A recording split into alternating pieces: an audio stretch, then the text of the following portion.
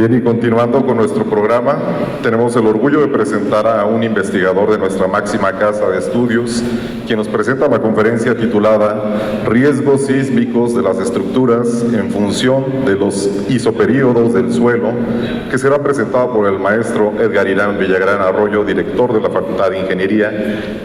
Me voy a permitir leer su currículum. El maestro Edgar Irán Villagrán Arroyo, en sus estudios, cuenta con ingeniero civil egresado de la Universidad Autónoma de Puebla en 1983, maestría en Ingeniería de Tránsito y Transporte por la UAP, candidato a maestro en Ingeniería Estructural por la UAP, especialidad en Tecnología Educativa en la UAP 2001, cargos desempeñados, catedrático del área de estructuras, nivel licenciatura, de la Facultad de Ingeniería de la UAP de 1987 a la fecha. Es evaluador de CASEI, el Consejo de Acreditación de la Enseñanza de la Ingeniería AC, profesor invitado de las maestrías de Ingeniería Estructural, Construcción, Geotecnia y Tránsito y Transporte de la UAP. Es director de la Facultad de Ingeniería desde el 27 de marzo del 2012 a la fecha. En su experiencia profesional, calculista estructural por parte de Comisión Federal de Electricidad para el proyecto Núcleo Eléctrico de Laguna Verde en Veracruz, asesor técnico de la supervisión del IMSS en el Hospital para el Niño Poblano, perito en vialidad terrestre de la Procuraduría General de Justicia del Estado de Puebla, calculista estructural de las empresas CRIA S.A. y Génica S.A., socio del Grupo de Ingeniería Estructural, Síntesis, Análisis y Diseño, SAD, socio del Grupo de Ingeniería Estructural Osorio y Villagrán, Ingeniería Estructural, OVIE, del 2004 a la fecha. Con ustedes, el maestro en Ingeniería, Edgar Irán Villagrán Arroyo.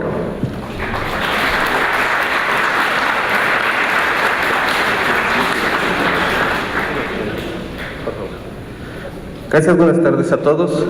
Antes que otra cosa, quisiera agradecer la invitación que nos hiciera el maestro Octavio y la doctora Ivonne para participar en este evento.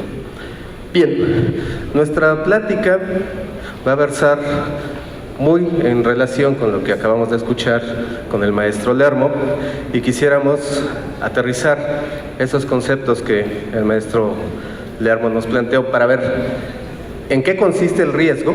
O sea, esto de los isoperíodos conlleva un riesgo. Bueno, vamos a tratar de aterrizar en qué consiste el riesgo, y también nosotros quisiéramos al final proponer algunas medidas tanto de prevención como de mitigación.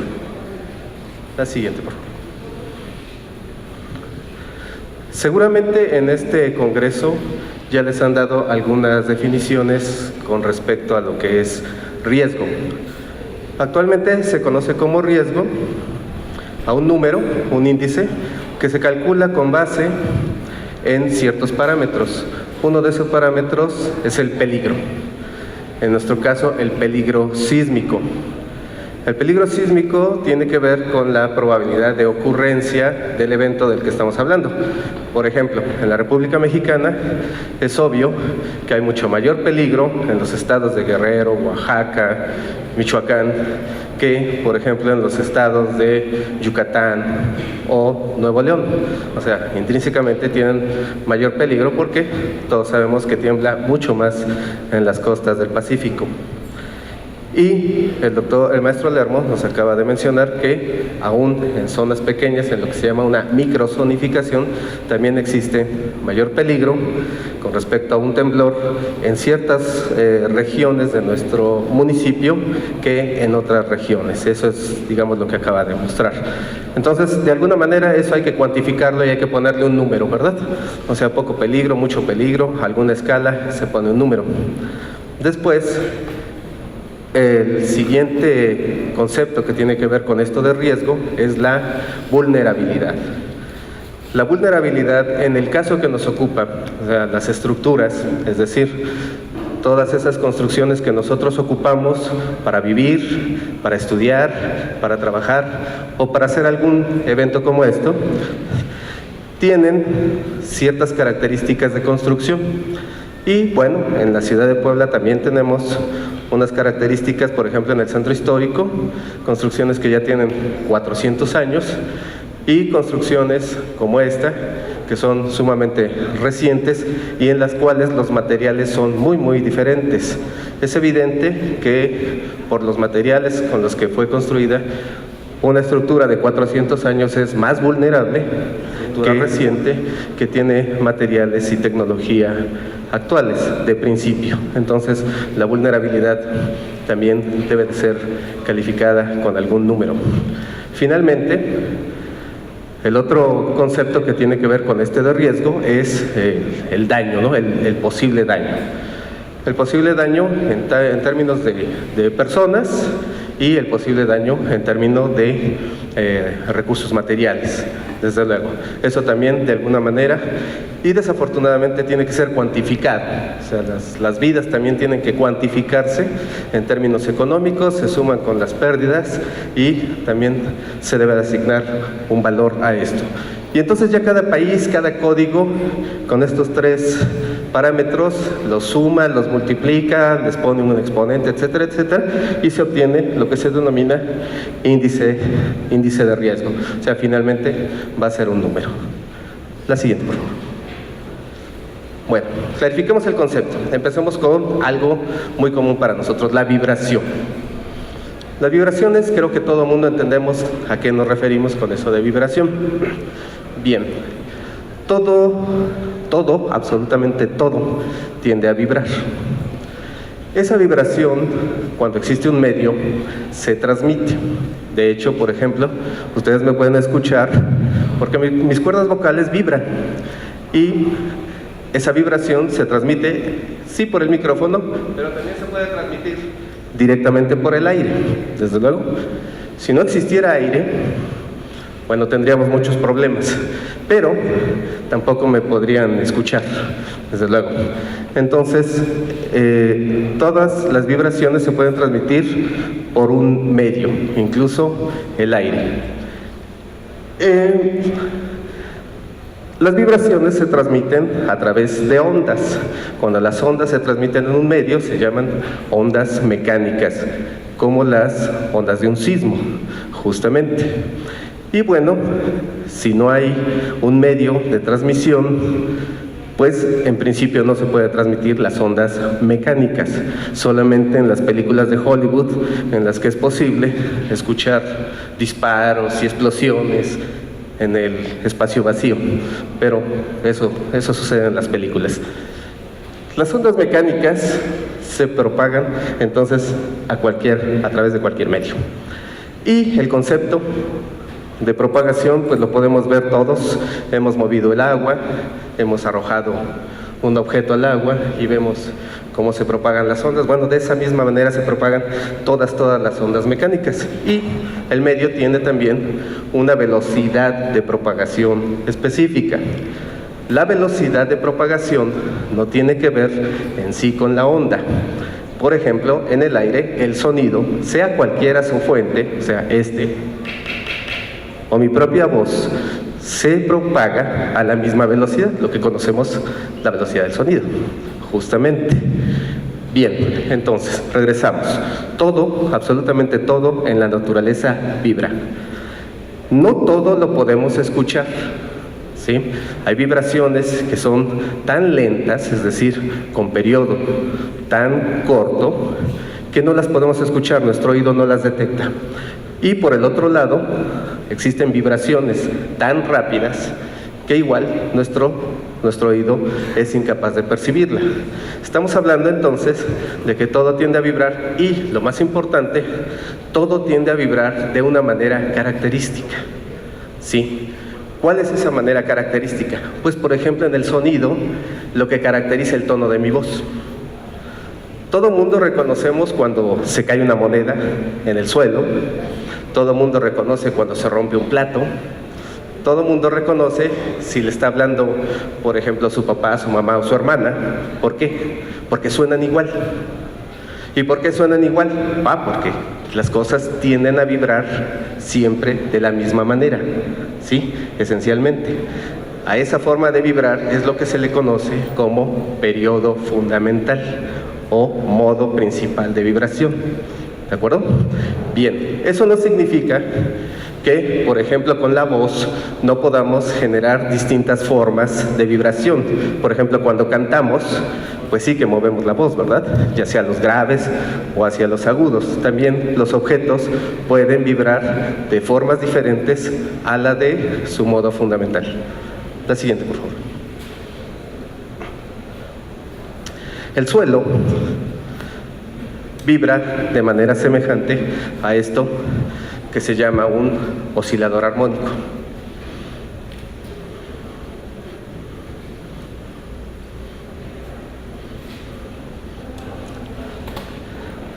Aquí conviene notar una cosa. Este oscilador se compone de una serie de barras interconectadas. Y lo que se transmite no es la materia, o sea, las barras que están interconectadas no se están moviendo. Lo que se transmite es el impulso mecánico, la onda. ¿De acuerdo? Lo mismo en los temblores, o sea, la Tierra sí se mueve, pero regresa a su posición.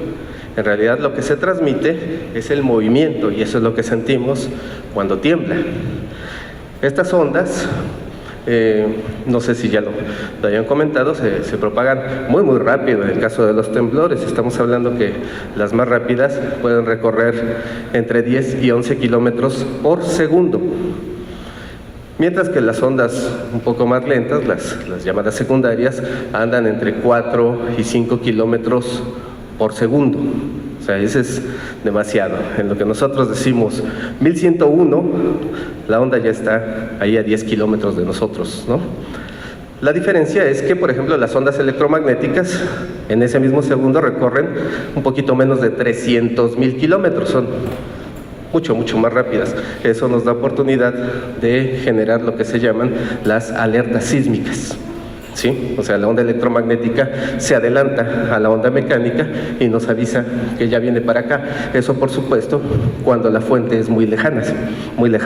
Si es de aquí mismo, pues ya no hay diferencia entre una y otra. Siguiente, por favor. Entonces decíamos, naturalmente todo tiende a vibrar.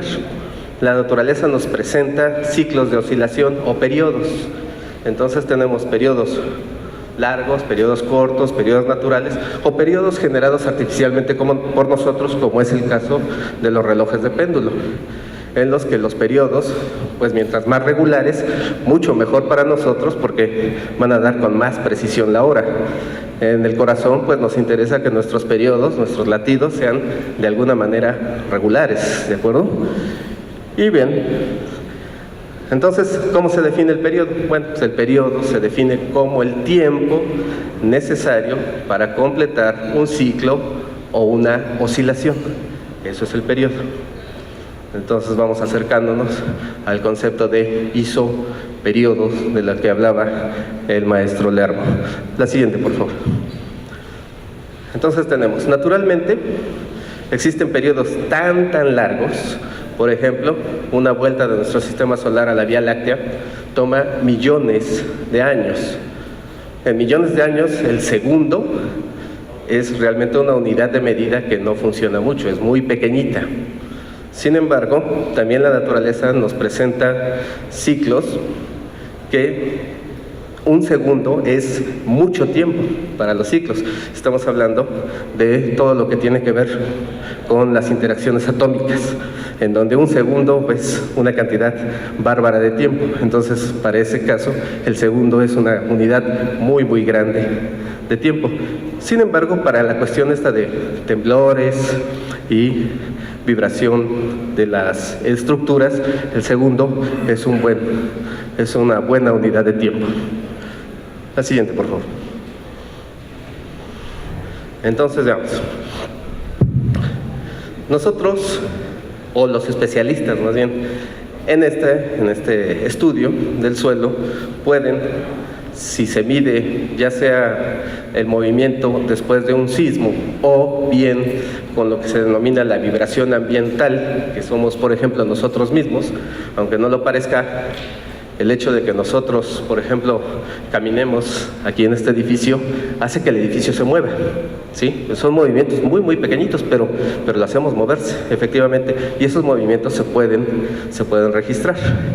El hecho es que con esas mediciones y algunos métodos numéricos como los que presentó el doctor Lermo hace rato, el maestro Lermo, perdón, se puede obtener los modos en los que el terreno tiende a moverse, a lo que se llama modo fundamental de vibración o periodo fundamental de vibración. También, ya como lo explicó, no necesariamente un suelo se mueve siempre igual, o sea, puede moverse de distintas formas. Aquí, por ejemplo, tenemos un acelerograma muy famoso en México, es el que se registró en la estación de la Secretaría de Comunicaciones y Transportes en aquel septiembre de 1985, es el que registró efectivamente las mayores aceleraciones. Y tenemos dos formas en las que se puede encontrar cuál es el periodo o los periodos fundamentales de este temblor. Ya desde hace mucho tiempo se conocen, se llaman espectros de Fourier y espectros de respuesta. Son herramientas de las que disponemos los ingenieros para hacer este tipo de análisis. La siguiente, por favor.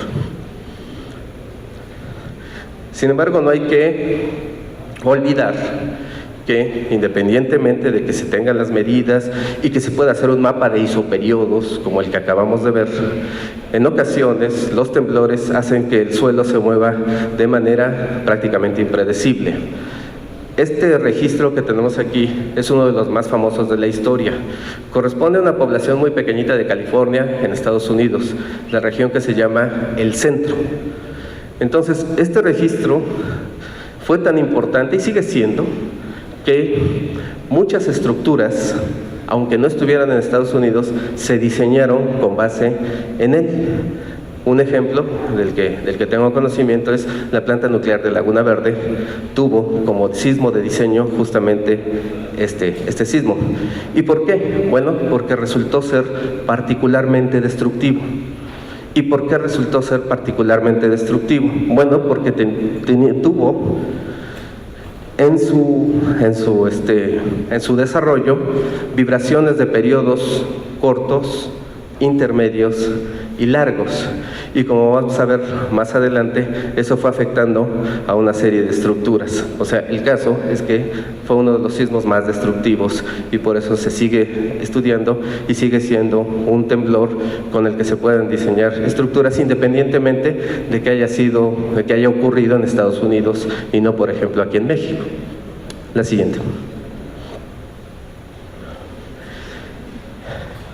Este video es ilustrativo. Por favor, piensen que cada uno de esos metrónomos es como si fuera una casa que está vibrando, ya sea por vibración ambiental o un temblor.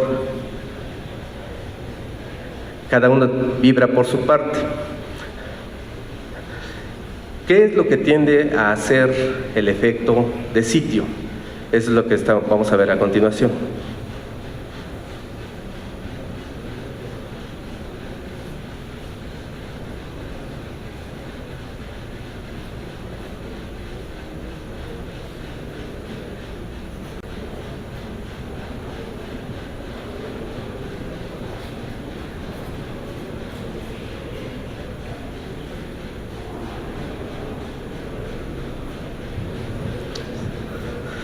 Ahí está. A la larga, las estructuras tienden a vibrar conforme el suelo, pero eso sí toma su tiempo para que se puedan sincronizar. Espero, esto lo vamos a retomar al final de la charla, ¿sí? Pero de principio, esto es más o menos lo que tiende a ser un sismo en las estructuras que están desplantadas sobre él. ¿Ok? Bien. Entonces, esto es lo que decíamos. Bien, tenemos forma, actualmente tenemos herramientas para nosotros poder predecir qué es lo que pasa.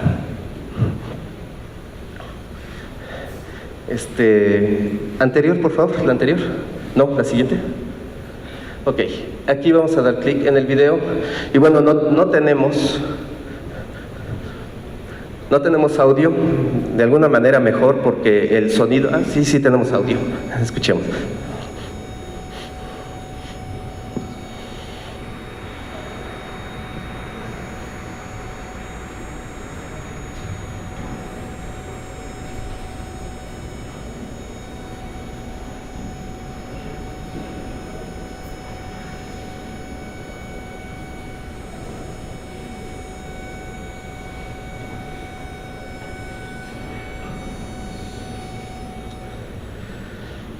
¿Qué ocurrió? Ese fenómeno se llama resonancia. ¿Cuándo ocurre el fenómeno? Cuando la fuente excitadora tiene un periodo igual al periodo fundamental de lo que está vibrando. Es decir, en este ejemplo, el sonido tiene un periodo muy cortito, ¿sí?, de vibrar. Acuérdense, son ondas mecánicas. Esas ondas mecánicas las recibe la copa empieza a vibrar, pero como vibran al mismo periodo, es decir, sincronizadamente, esa vibración se amplifica, hasta que finalmente la copa falla. Esa es justamente el riesgo de que nosotros tengamos estructuras que vibren igual con el suelo, ¿sí?, de la misma manera. Pueden entrar en este fenómeno, y para eso traje este pequeño modelo que espero que puedan ver.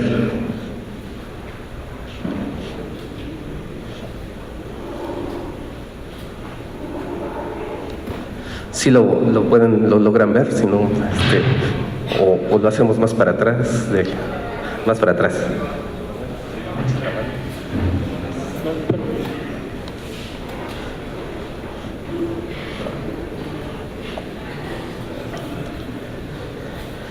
Bien, en este modelito estamos representando alguna estructura, y es tal que nos permite simular el efecto del movimiento del suelo.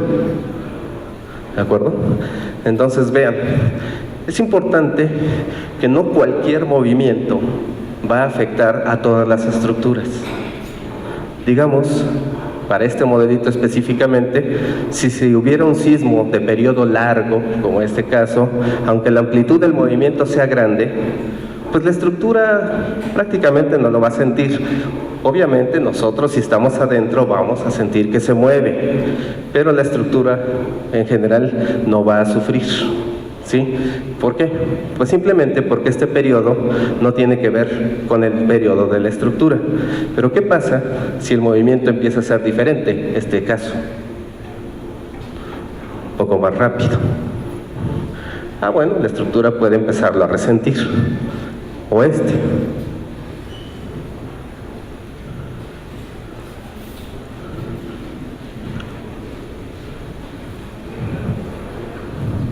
¿Ok? Es el caso. ¿Va de nuevo de este lado?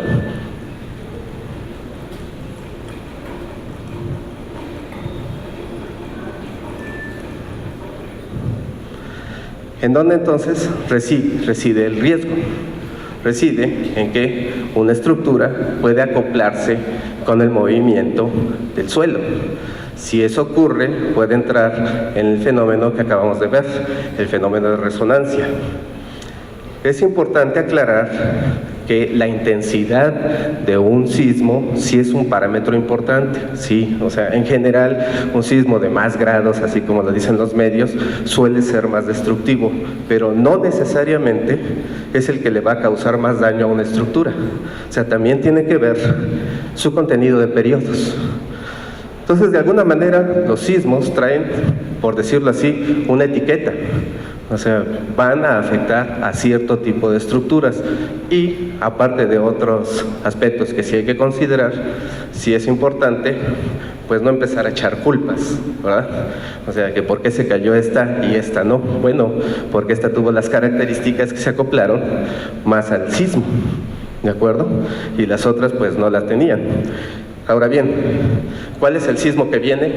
Pues quién sabe. ¿Cuál va a ser su duración? Pues no lo sabemos. ¿Su magnitud?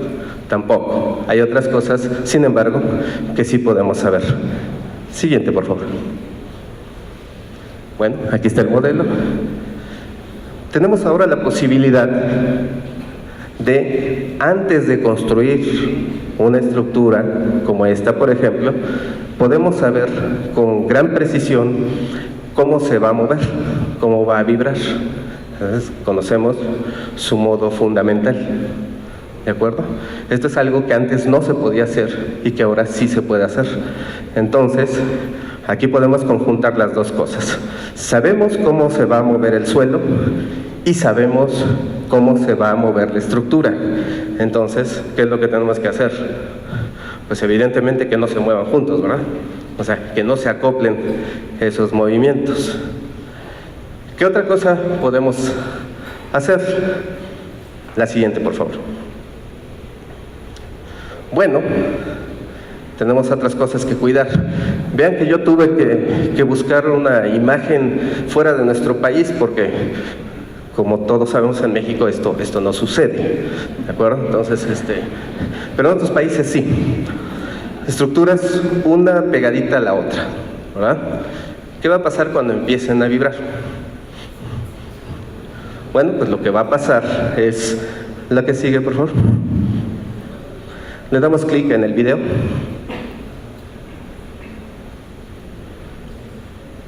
También ya tenemos forma de modelar qué es lo que ocurre bajo el mismo movimiento sísmico, en este caso aceleraciones, con dos edificios que están pegaditos.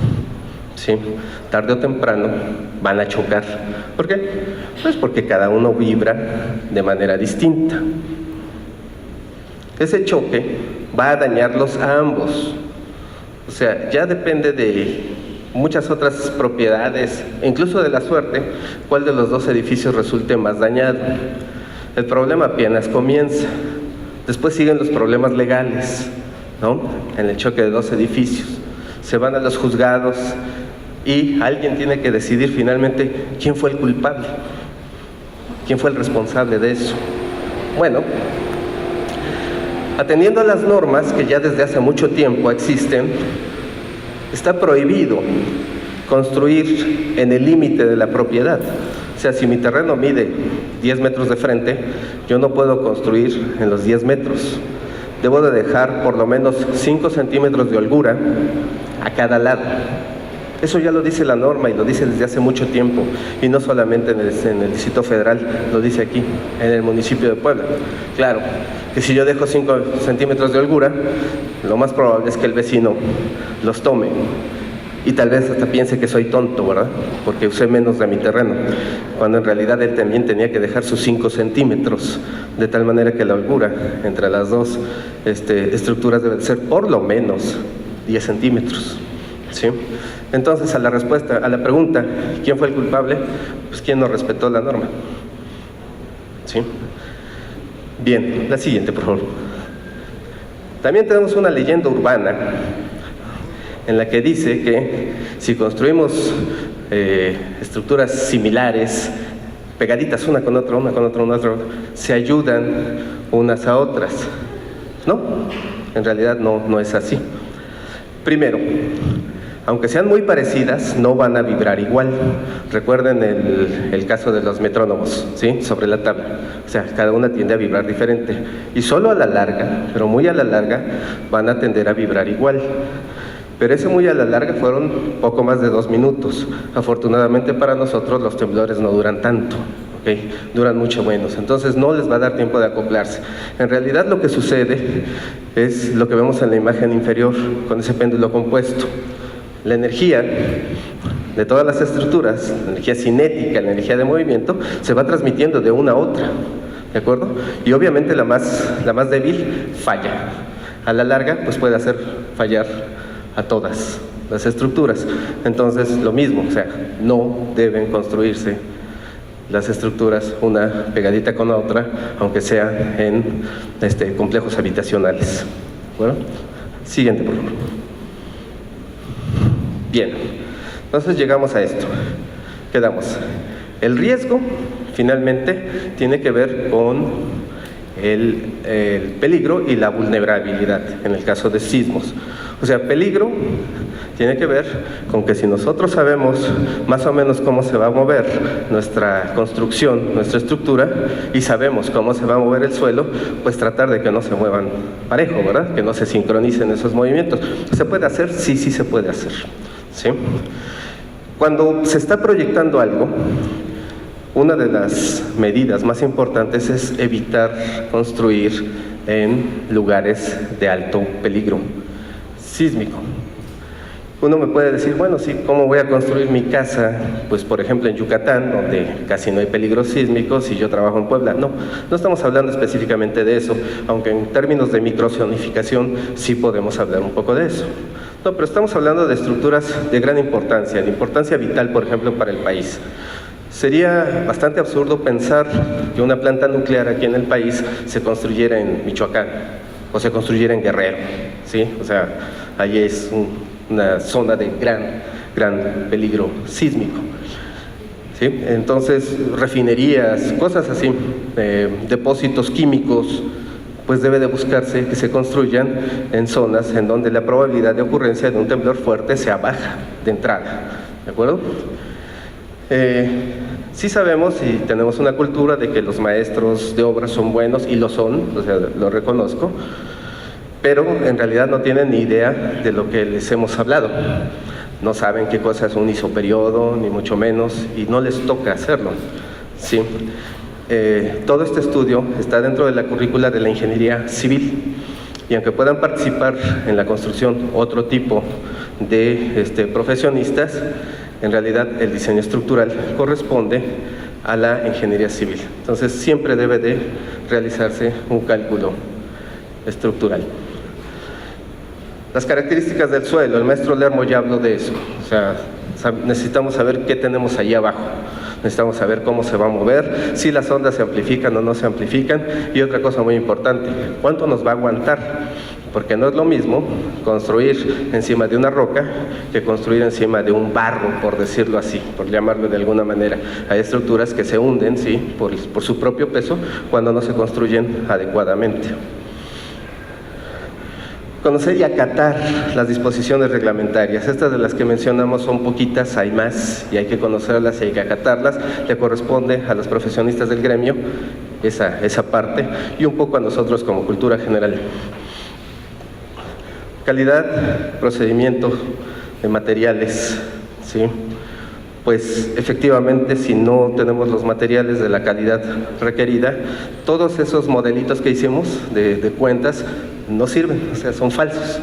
O sea, esos modelos asumen que se está usando cierto material y que se está construyendo de cierta manera. Si eso no se lleva a cabo, entonces todos esos modelitos no funcionan. Y en casos importantes, y ya se hace en varios países, incluso en México, se pueden emplear dispositivos ya sea para aislamiento del movimiento sísmico o disipación de la energía sísmica. Esos, digamos, dispositivos especiales lo dejamos así. Y, desde luego, el proyecto debe contemplar las rutas de evacuación, las zonas de resguardo, etcétera, etcétera, de antemano. Estas serían las medidas de prevención, o sea, cuando las cosas están proyectándose apenas. Cuando ya están construidas, la siguiente, por favor. Entonces ya son medidas de mitigación, ¿sí? Ya no son tanto de prevención. Entonces lo primero es, bueno, ya está construido. ¿Cuáles son mis rutas de emergencia? ¿Sí? Las tengo, y si no, pues tengo que hacerlas. Y los sitios de reunión seguros, el plan de contingencia, etcétera, etcétera. Eso es muy importante. Realizar revisiones periódicas. Es muy común que después de un temblor, por ejemplo, el del domingo en la madrugada que tuvimos por aquí, todo el mundo empiece a ver su casa y empiece a descubrir una grieta. Y es muy probable que esa grieta ya haya estado ahí tal vez desde hace años, ¿no? Pero no la habíamos visto. Entonces, cuando tiembla, entonces todo el mundo empieza a ver, una grieta, y creemos que esa grieta es debida específicamente al temblor que acaba de pasar. Entonces, para que eso no ocurra, normalmente no es, o sea, siempre existe la posibilidad, si es cierto, pero normalmente las grietas, las fisuras ya tienen una historia previa y no necesariamente se deben a temblores, ¿ok? Entonces hay que revisar periódicamente y por lo menos saber que ya estaba, ¿no? O sea, si no sabemos por qué es eso, por lo menos saber que no es nueva, sino que ya estaba por ahí alguna grieta, una fisura. Eso lo podemos hacer todos desde nuestra casa. En casos especiales, estructuras importantes por la cantidad de gente que va a laborar ahí o participar, sí, y ya teniendo la forma en que se mueve el suelo, y si vemos que nuestra estructura se va a mover acoplada al suelo, podemos hacer que se desacople, ¿sí? Como pues con algunos dispositivos como he mencionado, o una modificación de lo que se llama la rigidez. Es un tema, bueno, un concepto que se usa en ingeniería. De hecho, sí hay manera de desacoplar los movimientos. Y bueno, de alguna manera, si es que podemos sacar a las personas, pero no a los bienes, pues finalmente lo menos que podríamos pensar hacer es asegurarlos, ¿verdad? Siguiente. Y bueno, como vieron, todos podemos contribuir a que cosas como esta, sismo del 85, no vuelvan a ocurrir. Gracias por su atención.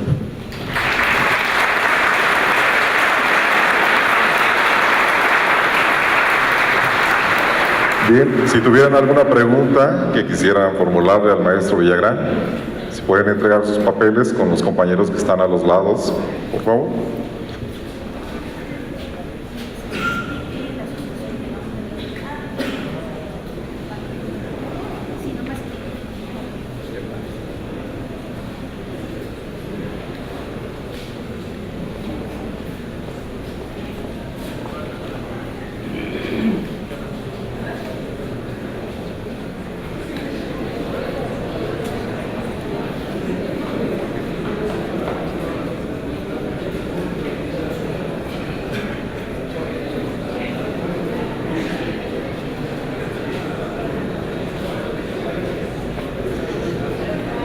Bien, maestro, le hacen una pregunta.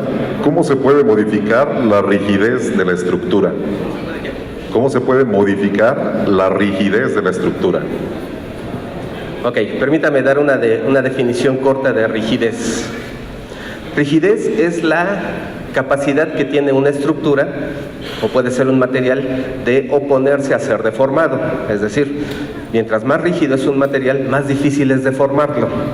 Por ejemplo, una varilla de acero, ¿no? O sea, una varilla de acero, pues, con nuestras manos difícilmente la vamos a poder deformar, es muy rígida, ¿de acuerdo? Entonces, esta estructura, por sí misma, tiene una rigidez, es decir, se opone a ser deformada.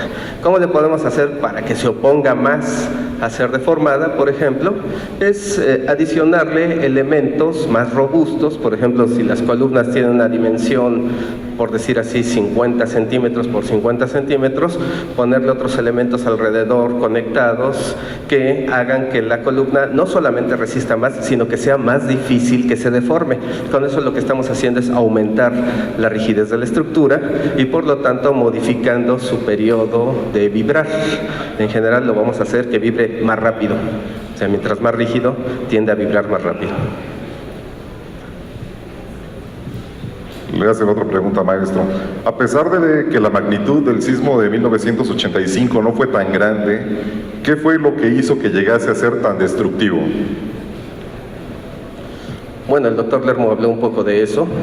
Específicamente el suelo de la Ciudad de México es un suelo que tiene características de amplificación de ondas.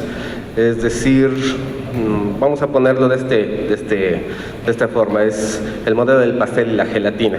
Por favor, todos imaginen una gelatina, la ponemos aquí, y le ponemos un palillo en la gelatina. Y entonces le pego aquí a la mesa. ¿Qué va a pasar con el palillo?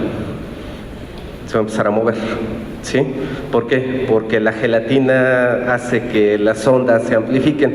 Pues hagan de cuenta, eso es lo que sucede en el suelo del Distrito Federal. O sea, las ondas se amplifican y además quedan atrapadas ahí entre los medios. Entonces resulta que ya acabó de temblar en la fuente original y allá en el Distrito Federal todavía sigue temblando de alguna manera porque las ondas siguen rebotando por aquí y por allá. Eso es lo que hizo destructivo este sismo en ciertas áreas del Distrito Federal, que no todas, o sea, las zonas rocosas en general no sufrieron este tipo de daños.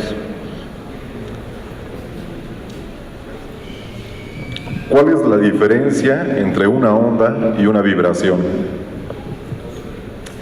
El modelo, la vibración es el efecto físico, ¿no? Así estoy moviendo mi mano, estoy vibrando mi mano, y lo que ocurre con el aire que está alrededor es que se genera una onda, ¿sí?